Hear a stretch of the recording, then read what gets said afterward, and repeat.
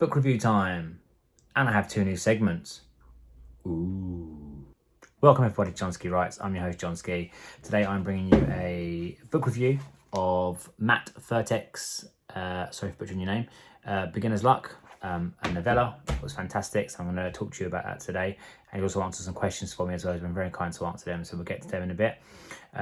Just want to make an announcement. I've got two new segments coming to my videos from next week. They're just little bits. One is going to be my friend Brett Smith, who you saw in the video last week for our birthday video for our friend Jonesy. He's going to come on and do some things. He's going to say some stuff. I'm not sure it's going to be insightful or even delightful. It rhymed. But it's going to be funny, no doubt. And then the other one is going to be something I'm going to do. So bad at dad jokes. I'm going to share a dad joke with you in my videos. Why not? Lightens the mood, breaks the ice, and then we can get on with the video. So I have spoke to the author of this book, Matt, a few times. His book's been out now for, I think, 6-7 months on Amazon. He's recently had some great reviews, some 5-star reviews on Amazon as well, so go check them out. Beginner's Luck is a novella that I loved. It follows Hilda, an assassin who has finally finished her training. She goes out on her first job, and according to her, relaying to her boss afterwards, the job goes perfectly fine, all good. She gets in, she gets out, she gets done what she's got to do. However, on the way home, she gets hit by a car of all things, which completely ruins the job. So she ends up in hospital. The guy obviously who hit her, took her to hospital, was a nice guy. But he snoops a bit in the pockets when she's unconscious, trying to find ID or something, and he finds things that he shouldn't find. And she tries to cover up and get him out of there. She's got a family, but her boss sort of finds out. I think she turns up at the hospital actually, and she's not so sure that he'll keep his mouth shut like Hilda is. So she decides she's going to off him. Hilda doesn't like it, and yeah, the story ends up following Hilda across Iceland, evading her former boss, I guess. And it's really good. You see different relationships between her and her, I guess, frenemy. They have to sort of rely on each other now, but they're frenemies before that. And she's sort of got all these assassin instincts, but she's trying now not to use them on the innocent. She's trying now to survive and keep her family alive, and also try and get away from, the employers that are now trying to kill her. So it's a really good story. It's a really good concept. It's written fantastically. Matt did a great job, and I've never read novellas before. Read a couple of short stories, but I mainly read like fantasy fiction sort of stuff, like, more of a Harry Potter, Lord of the Rings sort of guy. So if you're into short stories, you're not one for long books, and you just want something to entertain you, maybe on like a long car journey, you can literally do it in one car journey if it's a couple of hours long. You can sit down, you can read the book. It's a brilliant story. I have spoke to Matt about how I was expecting a different ending to the one that actually happened. Not that the ending is bad. Do not think that the ending is not bad, but I wanted a different ending. And I have spoke to him about what comes next. Is there a sequel? And we'll get into that at the end with the questions, but I just want you to know that I think the way it is written, the way it shows off her traveling across Iceland, and all your emotions she must be going through from being an assassin to now being hunted, but at the same time having to be an assassin and hunted at the same time. They're hunting her, she's trying to hunt them, trying to stay alive. It's fantastic. Good little story, really love it. So don't recommend it enough. Go check it out. And yeah, let's crack on with the questions. Let's see what Matt had to say when I spoke to him.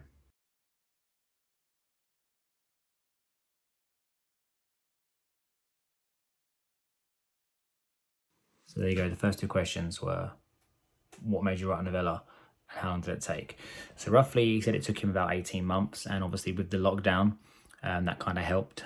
He didn't sit around. He got to work and finished his book. Apparently it wasn't meant to be a novella. He did try and turn it into a full novel. But as the story unfolded, he says he's a bit of a discovery writer, and he wrote, the story unfolded, and it turned out it just was a novella. And I think it fits as well, actually, although we'll go on to it in a minute. I want to see more, and I want to know more. But I do think it fits as a novella.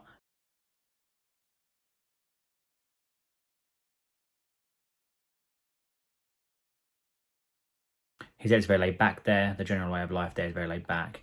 It's just calming, there's not hundreds of people jammed around you like there is in, say, central London, for instance, and it is just a nice place to be. He said it's absolutely beautiful there. Almost 24 hours of pure sunshine. Can you imagine that? 24 hours. You wake up in the morning, you go to bed, sunshine, sunshine, sunshine, sunshine. You might need blackout blinds, but that sounds fantastic. If you want to have a lane, blackout blinds up. If you don't want to have a lane, you spend an entire day, pure sunshine, bliss.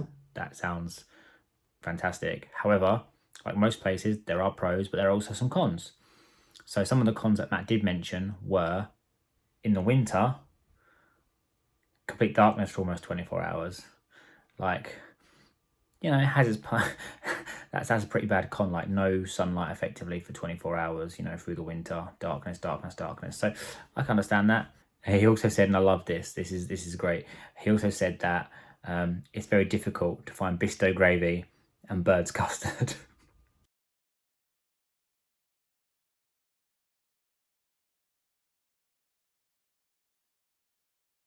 So as I said earlier on, I was wanting a different ending, and also wanting more of the story. I want to know what happens next. I want to know how it ends, not how this ends, but how like the overall story ends.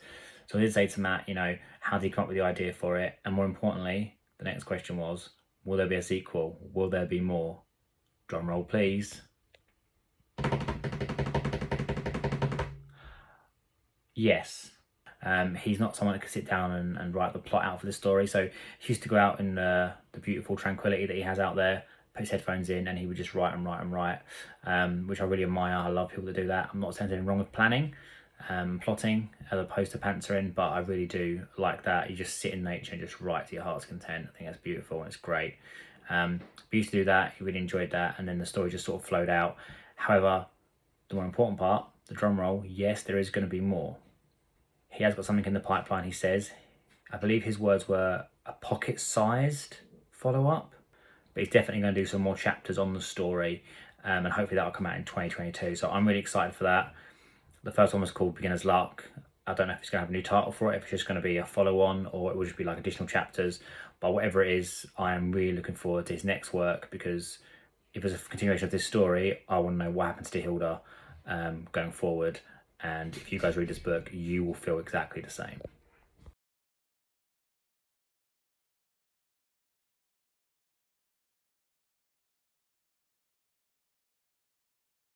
I asked him who were his mentors or heroes, for instance, people he looked up to when it comes to writing.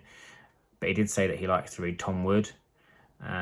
So there's a recommended writer from this writer. So the last question I'll share with you then was, would you give, if you could give one piece of advice to a new writer, what would it be? A lot of people, and I did this when I first started writing, I did this a lot, and then I realised, like, there's no point. Just listen to when other people say this. Don't write, edit, write, edit, write, edit. Just write. You can't be a writer if you don't write. Whether it's pen and paper, computer, laptop, if you use a typewriter, I know some people still write with typewriters, it is fun, I'd love to use them one day. Just get and write. Listen to Matt.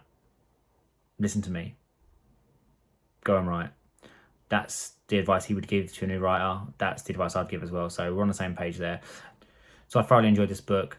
I thoroughly enjoyed talking to Matt. I spoke to him several times on Facebook and via emails. He seems like a genuinely nice guy. I wish him all the success with his book. If you do read the book and you do like the book, which I'm sure you will, please give it a review as well. I'm going to actually leave an Amazon review once I finish doing this YouTube video. Keep your eyes and ears open for Matt Furtick. Please don't be mad at me for butchering that. And if you do want to follow him, I say his socials will be linked in the description of the video. Thank you for answering the questions. He really was helpful. He answered everything I asked him to. So thank you very much to him. And thank you everyone for watching. I will be back in a couple of days' time for the next video. But I really hope you enjoyed this, and I really hope you go and check out his book. Goodbye, Matt. Goodbye, viewers. I'll see you soon.